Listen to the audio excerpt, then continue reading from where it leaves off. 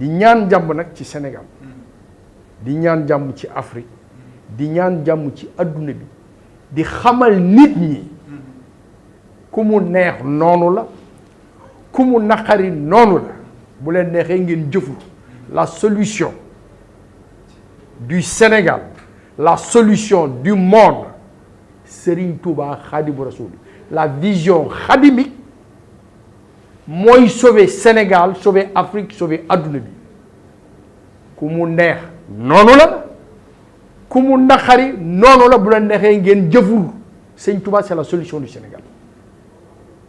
Professeur par la solution khadimique ñu bari amaana ñu ngi koy dégg waaye sensu mot bi dëggantaan amaana mën nañ bañ a comprendre professeur euphorie bi mën na leen topp nii ci réseaux sociaux yi ñuy partager li nga xamante ne moom la professeur wax mais professeur par la solution khadimique en réalité lan nga ci bëgg a wax. parce que dama yàlla ci barkeb Sëñ Touba man énergie bi dox ci man yëpp Sëñ Touba la li tax ma ñëw àdduna Sëñ Touba la noonu la mbir mi demee kon bu may wax ci sëriñ bi lépp dafa war a méngoo kole ak alxuraan ak li sëriñ bi bëgg ak li kilifa diine yi bëgg bu may wax la solution elle est khadimique mooy képp ku bokk ci Sëñ Touba solution la ndax pour nit ñi comprendre il faut ma joxe ay exemple concret pour wane ni tey fi mu nekk nii les modèles existent na taawu Sëñ Touba moo njëkk a wane maanaam ni spiritualité moo war a accompagner économie defara raay bi lum ci jublu woon mooy tabax néegu yàlla wëral adduna bi adduna laa wax de parce que li may wax ce n'est pas une dimension confrérique man dama analyser sur le plan mondial di def comparaison bien que comparaison n'est pas raison ku mel ni Serigne Modou Moustapha il est unique dans ce monde 60 kilomètres raay kenn jàppale wu ko ci ku dul taalibe yi lan la ci amoon comme pexe tabaxal néegu yàlla ndax la dimension bi gën a yéeme mooy Sëñ Touba dafa njëkk a defar nit ñi mu seexal ñépp Sëñ Touba dafa njëkk a attaqué nit ñi defar leen ba nga xamante ni maanaam léegi bu ñuy wax islam di wax diine di wax liy jëriñ doomu aadama yi sëriñ bi tabax na nit ñi ba pare sëñ Dame Abdourahmane Lo Sëñ Touba ko tabax maam Cheikh Ibrahima Fall Sëñ Touba ko feesal sëñ jéeri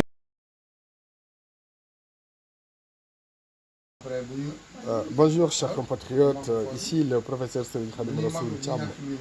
Donc je suis à Touba mais chez moi et depuis la grande innovation depuis 3 jours, bon, j'ai essayé de trouver une solution rapide. J'ai transformé ma maison mais en piscine et que j'ai tout fermé.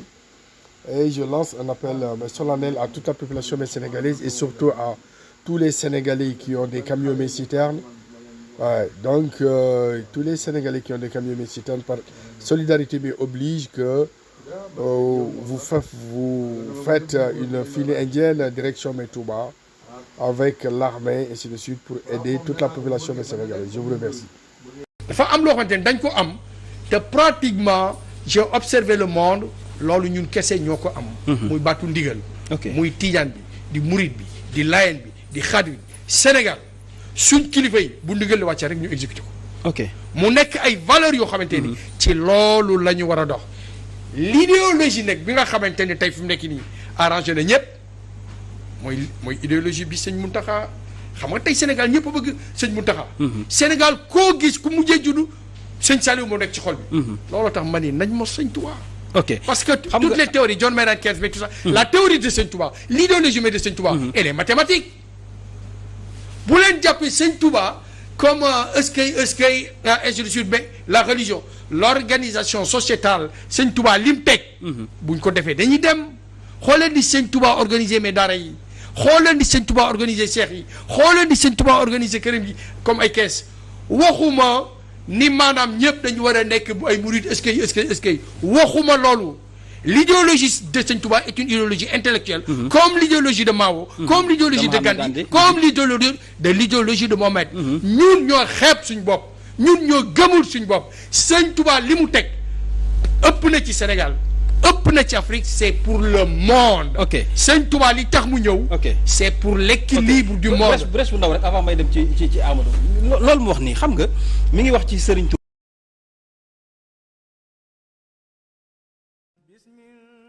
Nous sommes à Abidjan, capitale de la Côte d'Ivoire. Sur 5 hectares et demi, à Yamoussoukro, capitale économique du pays, sera bâti le grand institut islamique Cheikh Ahmadou Bamba Khadimou Rassoul pour l'éducation et la formation dans le respect des lois en vigueur en Côte d'Ivoire. Avec 5 hectares et demi gratuitement mis à disposition par l'opérateur économique mouride Cheikh Gueye Mangoné, ce projet a eu la bénédiction du khalife général des Mourides, Cheikh Mouhamadou Muntaka Mbacké, pour qui sait l'importance capitale qu'il accorde à la quête de la science et du savoir utile. Ce grand projet appelle aussi la collaboration du Conseil supérieur des imams, des mosquées et des affaires islamiques avec son président, Cheikh Aïma Ousmane Diakité. Enseignement du Saint-Coran accompagné du cycle homologué, primaire, moyen et secondaire, enseignement de l'arabe, du français et de l'anglais, telles sont les orientations de base de cet institut ouvert à plus de 500 filles et 500 garçons avec toutes les commodités requises d'accueil et de gestion. L'Institut Cheikh Ahmadou Bamba Khadim Rassoul de Yamoussoukro sera aussi un centre de formation professionnelle qualifiante en électricité, informatique, agriculture, couture, etc. pour ainsi offrir toutes les chances possibles de réussite aux jeunes. Et pour harmoniser avec la logique de la grande université Khadimou Rassoul de Touba, en construction à Touba par le khalife général des Mourides Cheikh Mouhamadou Muntaka Mbacké, l'Institut Cheikh Ahmadou Bamba de Yamoussoukro, Côte d'Ivoire, s'appuiera sur les orientations stratégiques et pédagogiques de l'université Khadimou Rassoul de Touba au service de l'islam. Le promoteur de l'Institut islamique Cheikh Ahmadou Bamba Khadimou Rassoul de Yamoussoukro, M. Cheikh Gueye Mangoné, vient de lancer le projet du prix international Cheikh Ahmadou Bamba dans l'objectif d'encourager les musulmans pour des actions solidaires tendant à renforcer les valeurs incarnées par Cheikh Ahmadou Bamba pour une société équilibrée et un mieux-être des populations du monde entier.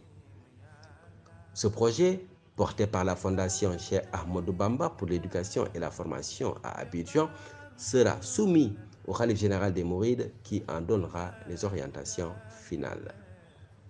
Nous prions avec vous pour que Dieu, par sa générosité et sa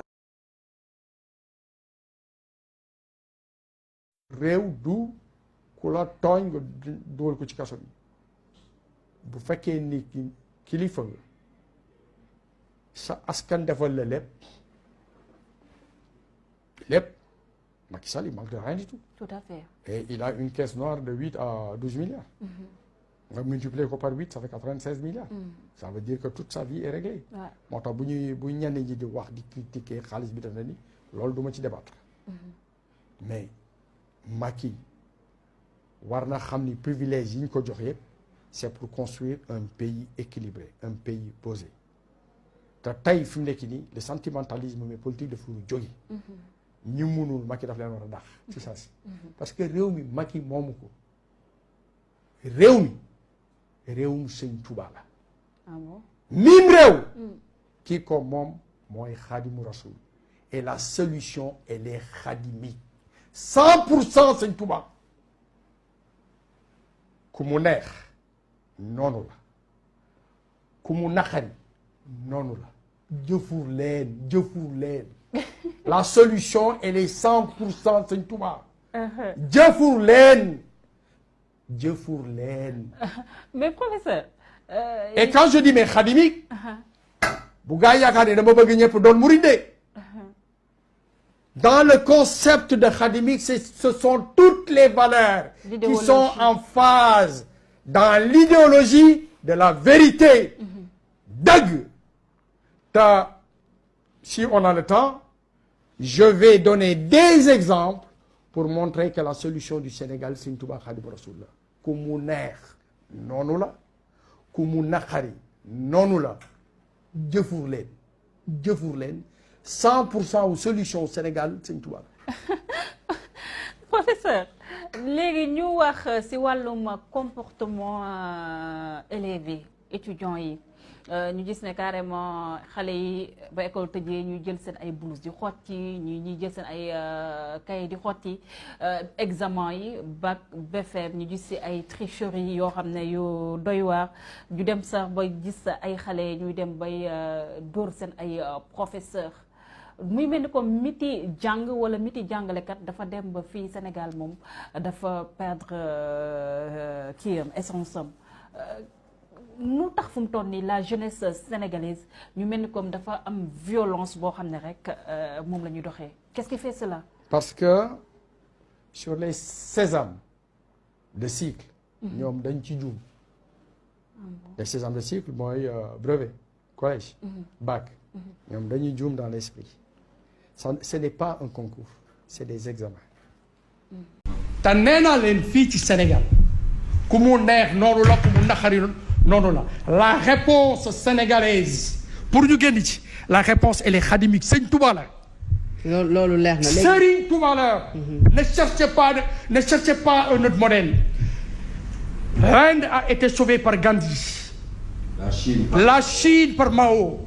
L'Arabie Saoudite par le prophète Mohammed. La France par le délinquant de Gaulle. Ici c'est Serigne Touba. alors loolu leer na professeur. léegi dañuy ñëw Serigne Touba moo yore solution bi. leneen loo leen wax doo leen dem. Parce que vous êtes décomplexés. gëmu leen seen bopp xamu leen seen bopp. Serigne Mountakha wan na leen affaire yi. Serigne Mountakha vous a tout montré. daje na Sénégal. def na université def na Massalikul Jinaan. La solution du Sénégal. je signe je persiste c'est Serigne Touba Khadimou Rassoul. leneen loo leen def da ngeen def seen bopp. léegi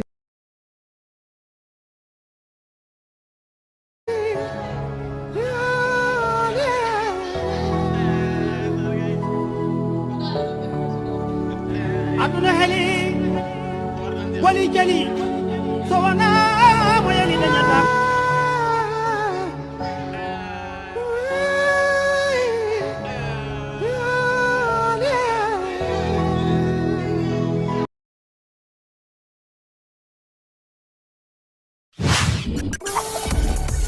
cette fameuse histoire de tricherie au bac, quelle lecture vous faites de l'école sénégalaise? L'élève, il entre en 6e, 5e, 4e, 3e.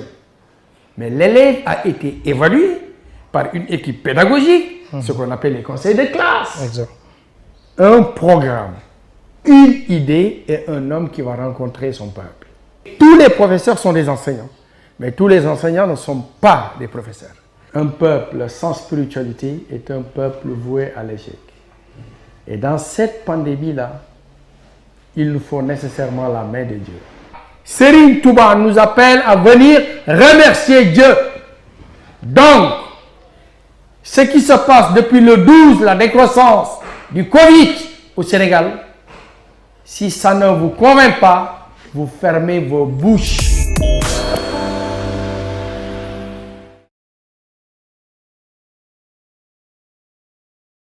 L'épidémie de coronavirus dans le monde, son rythme semble avoir ralenti. Oui, c'est ce qu'affirment nos confrères de l'agence France-Presse, l'AFP, en se basant sur le nombre de cas de coronavirus diagnostiqués à travers le monde. Mais dans certains pays, on observe toujours une flambée des contaminations. Pierre-Olivier.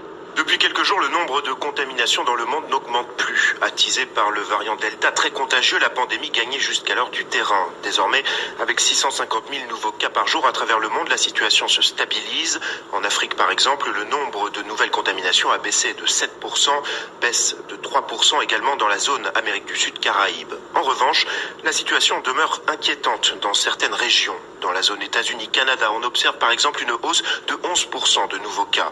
Au Moyen-Orient, la situation se dégrade aussi, mais moins rapidement, plus 4% de contamination. Tous ces chiffres doivent néanmoins être pris avec précaution. En effet, ils recensent le nombre de cas détectés officiellement qui ne représente qu'une fraction des cas réels. Pierre Olivier. masaan ci mbokk yi koo xam ne ku jege sëñ bi la daa doonoon ko xoromu daan reetaan reeloo sëñ bi bis daa ñëw ne sëñ bi man de damaa seexagut te bëgg a seex sëñ bi daal di muuñ ne ko anal loo ma defal lu jar seex mu ne ko kenn defaluloo ko yaay seet ku la neex nga defal ko sëñ bi ne ko seex xam nga mooy lana mu ne ko bëgg naa koo xam de mu ne ko mooy seex lu bon boo xasee seex lu bon kenn gënatu laa seex ne ko li ci des nag boole nit ak nit képp la loolu nag Abdou Khadir Jeylaani ak Junayd la ko suñu borom mayoon seen ginnaaw nag man képp la ko joxaat te mën naa ci loo xam ne ñoom mënuñu ko daane ko waaye nag man mbooloo mi ngeen bëgg ba di ko ñaan laa xamul lu muy jariñ ndax mbooloo mi moom na ngeen xam ne lu ñu yàgg-yàgg ci yéen nekkuñu ci yéen ci seen bopp lañ nekk dafa mel ne nga am gaal gu rëy te rafet ñëpp dégg ne am nga gaal gu rëy te rafet ku xotti mbubbam ñëw ne la dencal ma su fekkee defoo ca dara ba bisu xew jot nooy def ku ne ñëw jël am mbubbam looy dese kooko ne ko xottu gaal sëñ bi ne ko xottu gaal nag dafa waajul kenn mës a dégg aw xew wu jeex ñu wax ne diwa ci gënoon dàq gaal kenn mës koo dégg diwa ci gënoon rafet mbubb la ñuy wax waaye diwa ci gënoon rafet gaal moom kenn mës koo dégg daan ne nag kon